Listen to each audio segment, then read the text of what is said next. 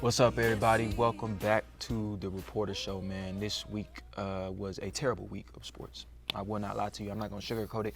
We went 2-7-1 this week, so that's pretty bad. So like I said last week, I said, you know, if we don't win the week, it's all right, but if we don't win the week against Texas West, well, we didn't win a single game against Texas Wesleyan this week, so y'all did terrible.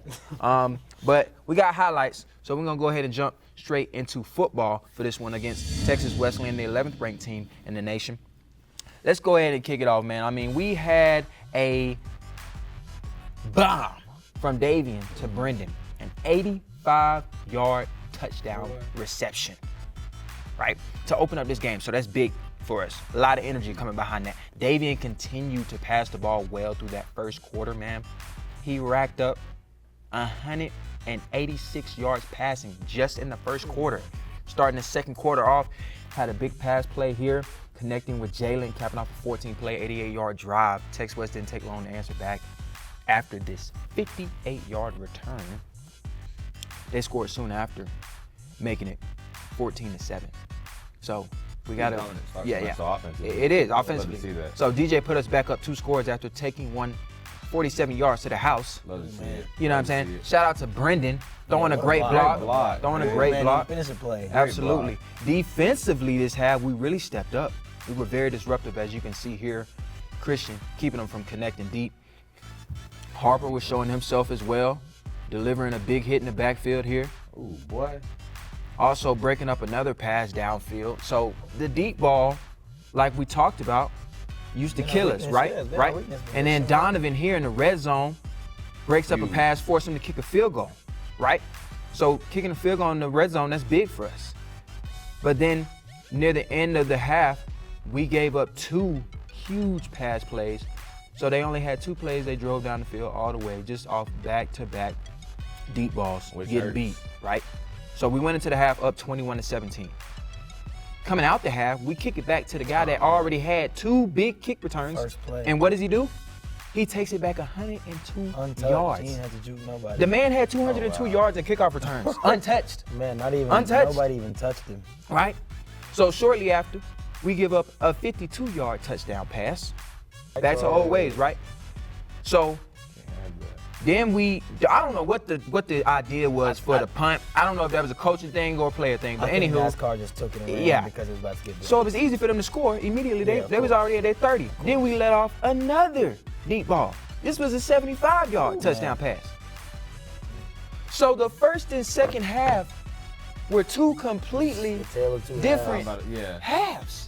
And it's just like, what you doing? Man. But honestly, the crazy thing is, the first half honestly had a lot of foreshadowing to that second half. Because the first half, we had a lot of plays where they beat us deep, but they didn't connect.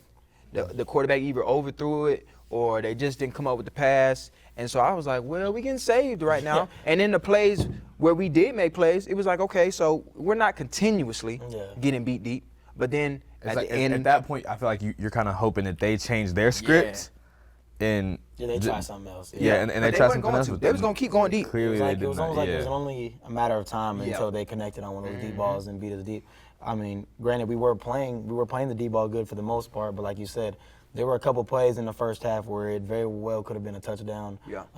They just didn't connect. It was either overthrown or he dropped it, but it definitely didn't have much to do with what we were doing defensively. That, and then I also think, ending such a dominant and electrifying first half the way that we ended it, and then starting that second half the way it started, it's got to carry momentum. It's got to carry entire energy as a team. And so I feel like that kind of tells the story of the score in that aspect. Because, I mean, like we saw, like, Davian came out hot. He out there just doing whatever he wanted, being a very dominant quarterback, which I've always known he can be. And he clearly showed that in that first half. But the rest of the game, not really much you could say for it. Because, once they had those 2 big pass plays at the end of the half, right, it was just like, okay, that don't look good. I remember saying to my guys that I was working with, I said, this second half is probably going to be a problem for us. I don't think that we're going to be able to keep them from doing what they just did here at the end of the first half. And that's exactly what happened. They outscored us 35-7 in the third quarter. And that, 35 to 7? 35 in one quarter. In one quarter. That's a lot of That's points, where the game man. was lost, man. But looking at the stats, the team stats, I mean, they beat us in passing yards. But honestly, compared to what the score was, we played pretty close to them stats-wise. We did, bro. It's like, man, in my opinion, the game was won and lost on special teams. Yeah. And obviously just the first play of the second half, they take it to the house. And now they have all the momentum, and it just snowballed from there, and it just got out of hand that quickly. confidence was what they got at the end of the first half. Exactly. They knew that they could, okay, we know we can do what we came here to do. Now that second half, let's go out here and do it, and we allowed that to happen. I think so. And Wesleyan's a team that's been putting 40 balls on a lot of teams in the conference. I mean, I know they just beat Sagu pretty handily, or Nelson, the week before. So it's like, this is a team that you don't want to get into a shootout with. Nah, like, you don't. That's the type of game they want to play. And see, that's why I was so distraught by the fact that how do y'all come out in this first half? And yes, I know there were some deep balls that they didn't connect on, but we still played a very great defensive game in the first half, pretty much, breaking up passes, making sure we was getting to the ball before they was getting to the ball. I mean, we had some hits to change momentum and you know what I'm saying? kind of put our foot on the ground and say, y'all not finna come here and do whatever y'all want. But then it didn't happen. Man. Ended up It just losing changed. 66-35 after going into the half up 21-17. Yeah. Those are two completely different halves of football, man. very different. So, I mean, Davian had a big game, man, and it sucks because it's just like you got a big game against this team that's, top 10 in the nation or 11th in the nation, just out of the top 10, and you really don't have nothing to show for it because I'm going to just say it, your defense let you down. Yeah, they did. I mean, 66 points, man, that's You're not going to win a game giving football up that game. many. You're not. It's just, but we're going to go ahead and take this one on to volleyball, man. Volleyball also had a matchup against Texas Wesleyan, and like I said, if you know, I said that we lost to every Texas Wesleyan team. We lost to every Texas Wesleyan team, but I will say that volleyball put up a little bit of a fight. Set one wasn't a fight, though. We lost that one 25-16. We battled till about 6-7. Then Texas Wesleyan showed their strength, ended up with 16 kills, a couple of service aces, and a .414 hitting percentage. So we had it, and then we didn't. It was like, we was good, and then I don't know what they decided to do on their side of things, but they flipped the script and Similar story to football. Yeah, very similar story to football. The second set was flipped at about 13-12. We were the ones that took over, but honestly, it was partly due to their errors. I think they had how many errors did they have? They had 6 errors in the second set, only 8 kills, so they had a .061 hitting percentage. So when you got a .061 hitting percentage, it don't matter how good of a volleyball team you are, you probably ain't gonna win. Not gonna cut it. Yeah, so we ended up winning this set. And then we went into the third set, and it was honestly about the same thing. The second set and the third set were both very bad sets for Texas Wesleyan. Now, I'm not taking anything away from us because we did have a very good hitting percentage in that second set, a .324 hitting percentage with 15 kills, so that's a good game. Set 3, we had 10 kills, it was .250 hitting percentage, so that's another good set. So, bad set to a good set, of course, we're going to take those 2 sets. So then we went into set 4. We fought to 2018, right? And I'm thinking, okay, we're going on a little run here. They gave us some free points. I'm like, all right, let's close this one out. We did not finish set 4, man. We couldn't finish it. We had a decent attack this game, just like all the other sets. But the problem was it was riddled with errors. As you can see here, we had 8 errors in that 4th set. So a 143 hitting percentage. I won't say it's terrible, but it ain't good. Yeah, no, it's not great. And that's not gonna cut it. And so in set 5, like I always say, you want to be the first to 8. You want to be the first to 8 because that's who's going to have the momentum. But we just could not get things done. And that 5th set, man, we had a .033 hitting percentage. So 5 errors, 6 kills, not going to win you a set. The biggest thing that I saw from this match was that there was no Fade. Yeah, and it seems like that hurt us, obviously. She's one of the best players in not only our team, but in the conference. Yeah. But, I mean, you have to, against a big-time team on the road, it's like you have to have a next man up mentality. Like, and it looks like we did. Like, we battled. We took them to 5. I believe we got down 12-5 in the last set. And so, I mean, once you get down that much, it's essentially over. But it's just, it definitely showed that there was times in this game where we missed Fade. We wish we could have had her. Yeah, for sure. That's big. We're going to go into this next matchup, man. They had a matchup against Nelson, who is not only the number 1 conference, the number 1 team in the conference, but I think they're ranked nationally at, can Can you find that for me over there, man? Where? Nelson's ranked. Yeah, Nelson's ranked. Check real quick. And I'll go ahead and cover this game while you searching it up. But 22 in the country. 22? Yeah. Okay, so they're ranked in the top 25, so they're a very legit team. You know, they're a formidable opponent. You got to really come in there and do what you're supposed to do, and if you don't, then you're probably going to get waxed. Get ugly. And that's exactly what happened. We got waxed. 3-0. We didn't reach above 15 points in any of the sets. The first set we lost 25-14 with a 188 hitting percentage. The second set we lost 25-15 with a .077 hitting percentage. And then in the third set, we lost that one 25-9 with a negative 167 hitting percentage. So errors, and not a lot of offense. It's not really showing up to play. Yeah. Yeah. That's what it seems like. It seems like we guess couldn't really bounce back from that Tex West loss and allowed that negative energy to just flow throughout the entire team throughout that entire weekend. I don't. It's really rough because, I mean, you don't have a day in the Tex West game, and that's a game that you I'm going to put it this way, you have her, you win. Yeah, honestly, yeah, you probably do. And it's like that with a lot of players on our team. If there's one girl in but another big girl out, it really sets off the team because every single position that we have has that type of That effect. dominant player. Yeah. Like, we have a very stacked team. And I'm not trying to say Fade is like the best player on the team or anything like that, but she's very impactful. Big impactful. Yes. If you don't have your middle hitter, you know what I'm saying? Yes. That's a very important position because, yes, you can set up outside hitters over and over and over again, but a middle hitter, if you're setting up your middle hitter, most of the time it doesn't give the defense enough time to react. And in my opinion, that's I'm going to put it this way, she's our fear factor. You know, like when opponents see her rise up for the kill, it's like, oh, man. Yeah. The crowd knows it. Yeah. You know, like we all know, we all love watching her play. But unfortunately, you know, just life happens, and we didn't have her for these games. And we still could have won, honestly. Yeah. Yeah. We still could have at least. Still could have We won. still have a minimum great at team. 1-1. Yeah. We have a great team. But the Nelson matchup, this was one of those games that I wasn't able to watch all the way through, y'all. But from the stats, it just looked like we didn't show up. I mean, we got obliterated, and yes, the team is good, but I mean, come on.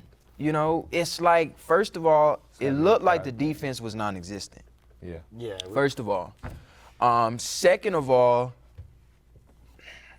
if you're gonna come and play a team and not have your best game on one side of the ball, you gotta have it on the other side, or it's gonna look like it looked. You know, it's gonna look like it looked. So we're gonna take this one on. Last thing I'm gonna say, just not a whole lot to say about that, about the Nelson game. I mean, we just flat out didn't show up, didn't play to our capabilities, as we know. We've competed with Nelson before. Did we beat him the first time? I can't remember. I don't believe so. We definitely didn't get swept. I know that for a fact. We didn't get swept. Exactly. I mean, So We beat Texas Wesleyan the first time. But I mean, I don't know about Nelson. just a bad weekend for us. Good news is I believe they're still fourth in the SAC. So maybe first place is kind of out of contention, but we're still sitting in a good position to, going into the conference tournament in the next couple of weeks. We are. We did get swept the last time. Oh, we did? played them. Oh, okay, Yeah, well. so that ain't good. Credit to Nelson. Credit to Yeah, Nelson. they're doing their thing. They having a year, Yeah, man. they're They're having a good year. That's a good team. We're going to take this one on to men's soccer. Men's soccer had a matchup against receiving votes John Brown. And I was hoping that we would come out here and really show some competition. And I won't lie, we did in that first half. Fouling close to the box, though, and within the box for us allowed John Brown 2 really good looks early on in this game in which they capitalized on both of them. For us offensively, we had a crazy situation here. I didn't understand what that It was illegal touching. So when you have illegal touching, you get a kick right there, but it's not like a free kick. So here, Jamal drills it in, but the problem was they say that this is a two-touch play. It can't just be one kick. So we continued our offensive attack, man, and you know, I'll say with that situation, with the penalty kick, free kick, whatever, I ain't gonna lie, the refs was right. They called the goal back right, and I was just like, ain't no way y'all called this goal back, man. The man clearly touched the ball, but if you watch the highlights, yes, he had his foot on the ball, but he didn't kick the ball or touch or move the ball in a direction before Jamal kicked it. Okay. He basically, like a kickoff, when you got your finger on the foot, but he basically just had his foot on the football, on the ball, on the soccer. Well, it is a football. Yeah. But anywho, he had his foot on the soccer ball, and he sort of just let it go, and Jamal came in and drilled it in. But, of course, you can't do that on that type of play. But like I said, offensively, we did compete with them in that first half. The thing was, we put more pressure on their defense, but they didn't miss when they shot the ball. I think we had 8 shots in that first half. Is that correct? Do you have the stats pulled up over there, ma'am? Let's see here. Yes. So we had 8 shots in that first half, right? But they had 4 shots, right? So half of the shots that we had, but they had 4 shots that were all on goal, and 3 of them cashed in. So they had a very efficient attack, and we just had an attack. You know what I'm saying? Yeah. We were putting the pressure on. We kept it on them. We were aggressive. But when they got down on our side of the field, if they were shooting the ball, they was probably going to score. Take advantage of it. Yeah, man. In the second half, though, they said, we're gonna stop playing with y'all. John Brown came out swinging, heavy. They got off 3 shots, 3 of them on goal, and all of them cashed in within the first 15 minutes of that second half, man. Ooh, man. So they didn't waste many shot attempts this three game. in the game is impressive, but 3 Yeah. in 15 minutes, Yeah. that stings. They were in full attack mode, and after that, we were just defeated. Yeah, we were. I mean, honestly, You could after tell. the first half, it seemed like we were defeated. I thought there was a pretty good turnout because they were doing a lot of advertising because it was a big-time game for them. So a lot of students came, including myself, and so I was excited. And we just came out a little flat, and then once that goal that we had ended up not going our direction, it seemed like we just, all the life was taken out of us and in the crowd as well. And so going into the second half, for them to score 3 points in the first 15 minutes, it's like, man, we must have just gave up. Yeah. John Brown didn't waste any time, man. They got off 17 shots, 13 on goal, and 7 of them found in the back of the net. So we ended up losing this one 7-0. So we got obliterated. We're going to go on into Texas Wesleyan. So they had a matchup against Texas Wesleyan, and, that first half looked very reminiscent of the second half against John Brown. Texas Wesleyan took over. They had plenty of shots on goal. They ended up scoring first in this game. We did come back and had some opportunities with shots on goal, but we couldn't capitalize. It was a good save, but, I wish we would have capped off there. And then in that second half, John Brown Texas Wesleyan just continued to dominate. In the first half, they put 5 shots on goal, scoring 1. We only had 2 shots on goal. In the second half, they came out and put 9 shots on goal, scoring 2 more to win 3-1. So we had some technical difficulties.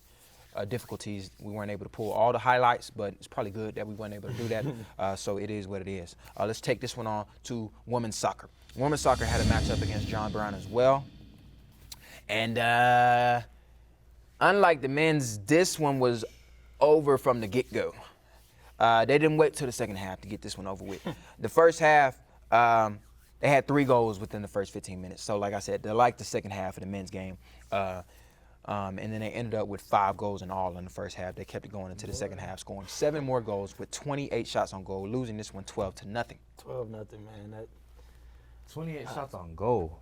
Man, I understand John Brown is probably a very worthy opponent. 21 in the very nation. good team, probably very top of the sack. But, man, 12-0 at home in front of the crowd, man, we got to do better than that. That hurts, bro. It's like, did we play any offense? That's Were they like on offense the whole time? I'm going to keep it a buck with you. Think you put Losing in 12-0 in soccer is like getting beat. That's pretty bad. I'm not even going to try to think of another score, in another sport, but that's bad. That's more than a run rule in baseball, more than a 30, 40-point loss. That's pretty bad. It is bad, man. It's like 80 feet. Yeah. Basically, just to put it in Wayland terms, John Brown beat our women's soccer as bad as Ben Lubker had beat the other golfers in the last tournament. That's basically how that's the equivalent. That's how bad. Get to him too. In the second game they had this week against Texas Wesleyan, this was the complete opposite. Honestly, it was a very surprising showing for the women's soccer team. We had another early attack, as we've seen in some of their games of late, scoring a goal within the first minute of the game with a goal from Ade on an assist from Camilla. Something that was refreshing to see was about half of that first half, we applied some good pressure offensively. Texas West answered back later on, and we went into the half tied at 1-1. In the second half, Elena on the corner kick crosses one, and Megan finished it off with a nice header to put us back up 1. But the game was tied back up by a free kick just out of reach of our goalie. With 30 seconds left in this one, we broke free and scored a goal, but it was called back because we were offsides. So we almost pulled out a win, but we got a tie. A much better performance, like you Yeah, said, yeah. than especially bouncing back from a loss like that against John Brown. I love to see just our complete change of momentum, complete change of mindset, attitude, and our approach to that next game. And I mean, it's better than we've seen. It's better than a loss. It was senior day, so I'm sure they had a lot of family in town. So at least they were able to put on a show one last time in the bowl for them. But you know, you would have wanted to win, but tie is better than a loss. So I guess It is. It's all right though, man. We're gonna take this one on to men's golf. We're gonna try to move through this one quickly. Men's golf was at the NCCAA National Championships. They were the only top 25 team in this tournament. So going into this tournament, honestly, we expected to win it, and that's exactly what we did. After round one, we found ourselves in second place, though, as a team after shooting a round of 299, 11 over par, only 1 stroke behind first place. So not our best performance in that round one, but you know, when you already top dog, you can go into a tournament and not have your best performance and still find yourself in good positioning. Individually, we had one guy in the top 10. I bet you can guess who that was. That was Ben. Again, leading the way after shooting 3 under par. He was tied for first overall. Round two was a much stronger performance as a team. We posted a score of 282, 6 under par, and that wiped the rest of the field out, and we were back where we were anticipating to be in first place, 18 strokes ahead of second place. So you can guess. It's in one round? Yeah. In one round, we got 18 strokes ahead of the rest of the field. I mean, as crazy as it sounds, it's not surprising for our brand of golf. It ain't. You know, it's really not. That's what we expect. That first round, I think, was just, I'm not even going to say a fluke, just a slightly off day. Yeah. And then we came back and handled business. Exactly. We definitely did. And as you can imagine with that score, that definitely means that we had more guys individually performing well. So Ben was first overall, shooting 1 under par. Leonard was tied for third after this round after shooting 2 under par. Nino had the lowest score for us this round, shooting 3 under par, and found himself tied for 6th. Sasha rounded out that top 10 after shooting even with par. So we found our way into the top 5, top 10 with a lot of our guys. You know, we took 5. And 4 of them were in that top 10 after round 2. In round 3, as a team, we posted a score of 292, which was 4 over par. And unlike the last tourney, we did not lose out in the end. So the defending champs reign again. In total, we shot 9 over par, a score of 873. Ben was in first place in previous rounds, and he shot 3 over par in round 3, so not his best, but still got the job done. He finished first overall individually with a score of 215, 1 under par. Nino climbed his way to a tie for second after shooting 1 under par in the last round. So he had 2 really good rounds in round 2 and round 3 to find himself all the way back to second place. He finished out at 218, shooting 2 over par. Sasha came out of 10th place and finished 4th overall as he matched Nino in this round, shooting 1 under par as well. His final score was 220, 4 over par. And Leonard finished tied for 5th after shooting 3 over par and ended up with a total score of 221, 5 over par. So we took 5 guys to this national championship, and 4 of them placed in the top 5. I mean, we just dominated. Yeah. We won by, That's it insane. looks, 22 strokes. I mean, we just dominated top to bottom. 4 of our guys in the top 5. I mean, that just tells you individually we had some very good performances as well. And of course, Ben was not only the team champ, national champion, but as individual national champion as well. So, I mean, you want to give him his flowers, but it's almost no shock there. Like, he's that good of a golfer. He's handling business Exactly. every single time he touches the course. Absolutely. We're going to take this one on to men's wrestling. They had a matchup against Trinidad State. I want to tell you guys some things before I talk about these matchups so you can understand what I'm talking about. A major decision in men's wrestling is when you win a match by 8 or more points. So remember that. A tech fall is when you win by 15. So that's absolute domination. Both of them are domination. But if you get a win by tech fall, you're really doing your thing. So they had a matchup against Trinidad State. They started out a little slow as a team.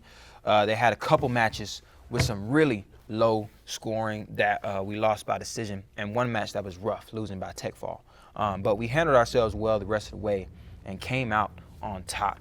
As you can see here, Gabe won his match 12-1, so that was by major decision. As he exposes his opponents back to the mat here, getting a point for every second he holds them there. So he got a couple of points there. At 149, Alex won by tech fall 20-3. He started off quick with the takedown. He continued to take his opponent down throughout the match.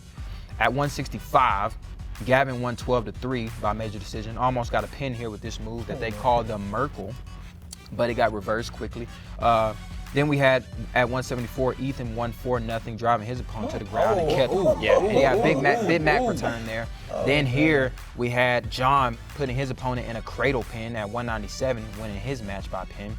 And then at 285, Emmett won by pin as well after he worked his opponent to flipping on his back and getting the pin as well. Celebration he A did. little That was Selly. hard. Yeah. Yeah, that was hard. A little Selly. So they really took care of business. They won their matchup against Trinidad State 38-11. So some domination there by men's wrestling. A lot of the guys getting the job done. And we also had a forfeit. There were a couple of forfeits, but this forfeit in particular was because his opponent didn't make weight. So had a lot of wins, and we ended up doing what we expected to do, especially for the first home match. We went out there and handled business. Yeah, and you thought they brought the belt out? Well, let's take this one on to women's wrestling because they really brought the belt out. Now, women's wrestling is a little bit different. In theirs, they don't have matches that can be won by major decision, but they also have that tech fall rule. But in their case, it's winning by 10 and not winning by 15. So we also had this matchup against Trinidad State for the women's side, and they absolutely dominated. Out of 7 matchups, we had 7 wins, with 5 of them being tech falls and 2 being won by pin. So let's go ahead and check out some of these highlights as well. At 103, Mallory won by tech fall 15-4, beginning the match with a reverse arm throw here. Didn't get her flipped all the way, but still got the points for the takedown. At 110, Alexis won by pin. Yeah. She dropped her. That led to the pin right there.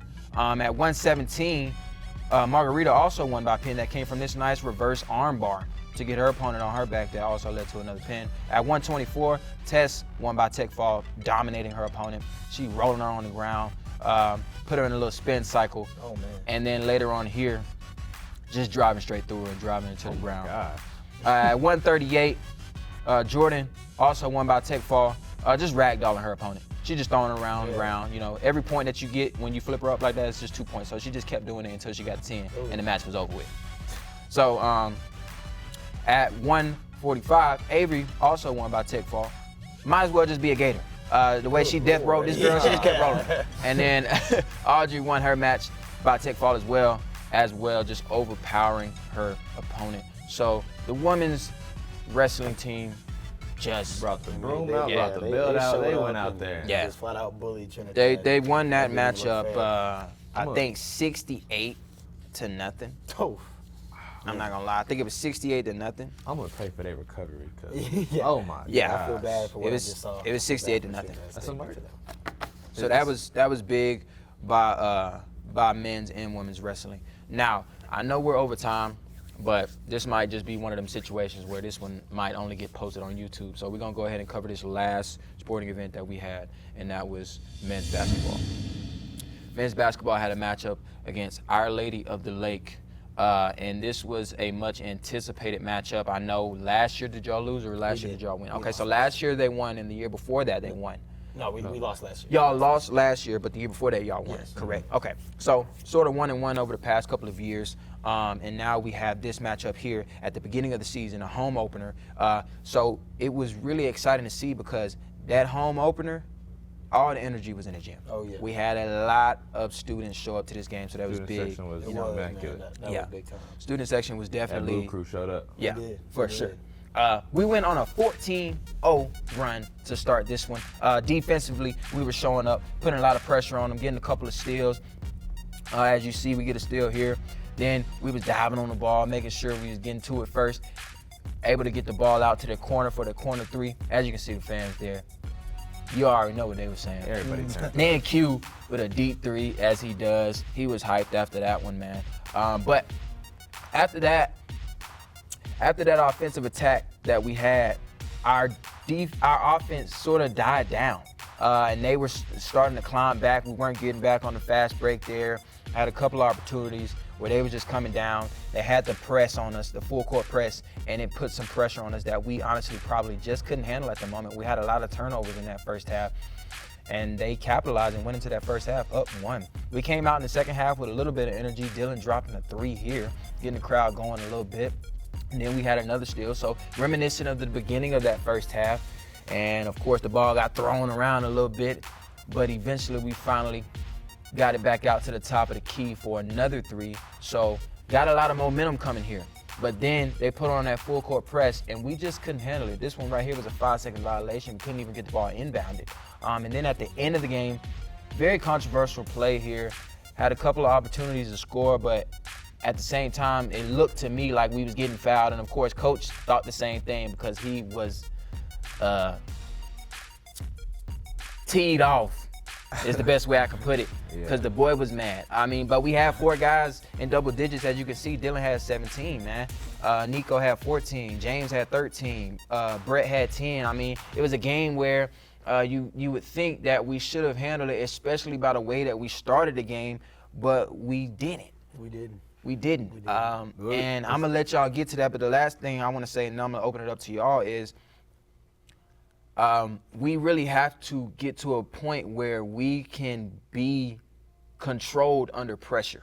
I felt like once they put on that full court press, we lost complete control. We couldn't find any rhythm offensively. We were turning the ball over left and right, and it flipped the script. And they could tell. They could tell that the full court press was giving us problems, and so they kept it on the rest of the game. For sure. Yeah, 100%. I mean, we came out 14-0. We were on top of the world. Watching it back on film, it seems like it was just, it was like there was 2 completely different Waylands playing. Like for the first 2-3 minutes of the game, it was like, man, this is who we can be. Our brand of basketball. Yeah, this is our brand of basketball. And then we went on like a 7-8 minute stretch where it just wasn't us. And so I think as a team and individually, myself included, we definitely just didn't play to our standard for the whole game. At times that's really the only reason we were in the game, is because we flipped the switch on and off at times to get us right back in and give us a lead, but then we got easy, like we would let up. Yeah, we let up a little bit and started getting careless on the press and turning the ball over. I think we had a pretty solid lead in the second half as well. We did. We got up to 12 points. 11. Yeah. And then we just got complacent again. We started being loose with the ball. The times we did beat their press, it's like, man, we got an easy layup. But then the times we didn't, it was bad. They got it. And we also didn't play. Our transition defense was nowhere up to par. And then, of course, at the end, I mean, you would have loved to we got 3 shots off.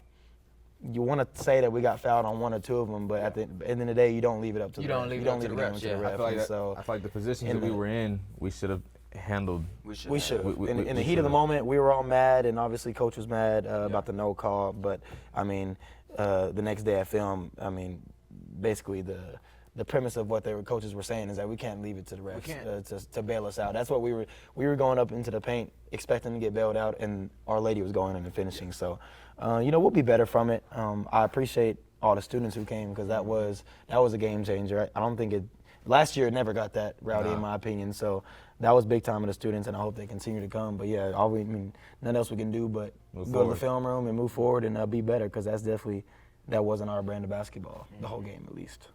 The games that we have this week on Wednesday, I believe, on Wednesday we have a matchup, men's soccer and women's soccer against Southwestern Christian. Volleyball has a matchup against Oklahoma Panhandle State. And then on Saturday, let's check it out. Saturday, wrestling has a matchup at the Falcon Invitational in Kansas. Women's basketball has a matchup against Arlington Baptist. I think that's another scrimmage, or is that home? I think that's their first regular season game? Okay, so so they have their first regular season game on Friday against Arlington Baptist. And then Saturday, wrestling will continue their invitational. Actually, Well, we don't have time to figure all that out right now. Volleyball will be at John Brown this weekend. Football has another home matchup against Arkansas Baptist. Unlike the others that all started at 4, this one's going to start at 2. And men's basketball has a matchup against Kansas Wesleyan University. They're also at a is that like a little classic, yeah, a little round robin? Yes. So they'll be away this weekend. So that's all we got for y'all this week, man. It was a lot of information. I hope that these coming weeks are a little bit shorter, but I don't know. It seems like fall and fall and winter transition. Yeah, fall winter transition, and then the winter spring transition. It's just a lot of games to cover, man. But we'll see y'all same time next week.